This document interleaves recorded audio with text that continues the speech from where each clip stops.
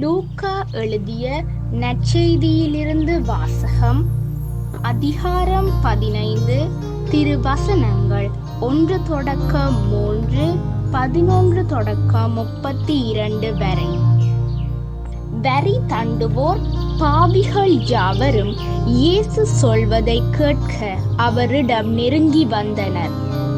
பரிசேயரும் மறைநூல் அறிஞரும் இவர் பாவிகளை வரவேற்று அவர்களோடு உணவருந்துகிறாரே என்று முணுமுணுத்தனர். அப்போது அவர் அவர்களுக்கு இந்த உவமையை சொன்னார். மேலும் இயேசு கூறியது, ஒருவருக்கு 2 புதல்வர்கள் இருந்தார்கள். அவர்களுள் இளையவர் தந்தையை நோக்கி, அப்பா, சொத்தில் எனக்குரிய பங்கை தாரும் என்றார். அவர் சொத்தை அவர்களுக்கு பகிர்ந்தளித்தார். சில நாட்களுக்குள் இளைய மகன் எல்லாவற்றையும் திரட்டிக் கொண்டு தொலை நாட்டிற்கு நெடும் பயணம் மேற்கொண்டார். அங்கு தாறுமாறாக வாழ்ந்து தம் சொத்தையும் பாழாக்கினார். அனைத்தையும் அவர் செலவழித்தார். பின்பு அந்த நாடு முழுவதும் கொடிய பஞ்சம் ஏற்பட்டது.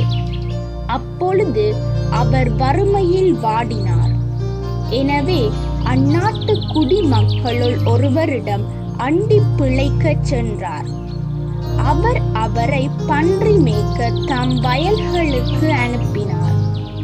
அவர் பன்றிகள் தின்னும் நெற்றுக்களால் தம் வயிற்றை நிரப்ப விரும்பினார். ஆனால் அதை கூட அவருக்கு கொடுப்பார் இல்லை. அவர் அறிவு தெளிந்தவராய், என் தந்தையின் கூலியாள்களுக்கு தேவைக்கு மிகுதியான உணவு இருக்க நான் இங்கு பசியால் சாகிறேனே. நான் புறப்பட்டு என் தந்தையிடம் போய், அப்பா, கடவுளுக்கும் உமக்கும் எதிராக நான் பாவம் செய்தேன். இனிமேல் நான் உம்முடைய மகன் எனப்பட தகுதியற்றவன்.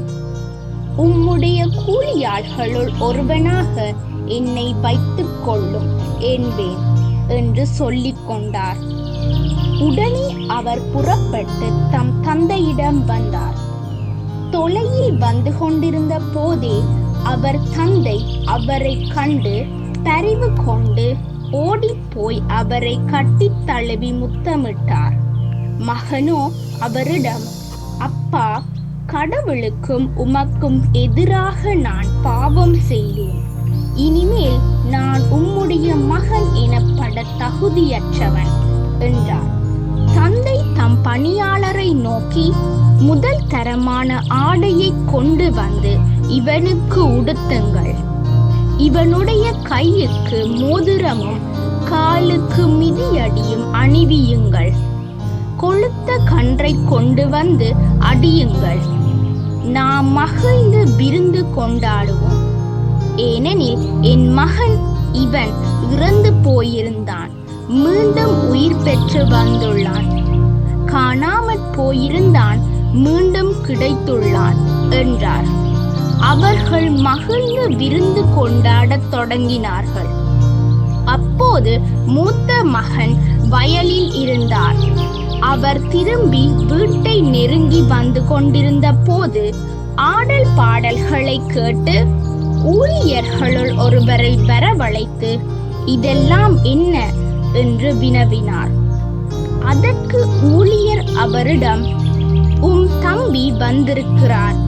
அவர் தம்மிடம் நலமாக திரும்பி வந்திருப்பதால் உம் தந்தை கொழுத்த கன்றை அடித்திருக்கிறார் என்றார். அவர் சினமுற்று உள்ளே போக விருப்பம் இல்லாதிருந்தார். உடனே அவருடைய தந்தை வெளியே வந்து அவரை உள்ளே வருமாறு கெஞ்சி கேட்டார்.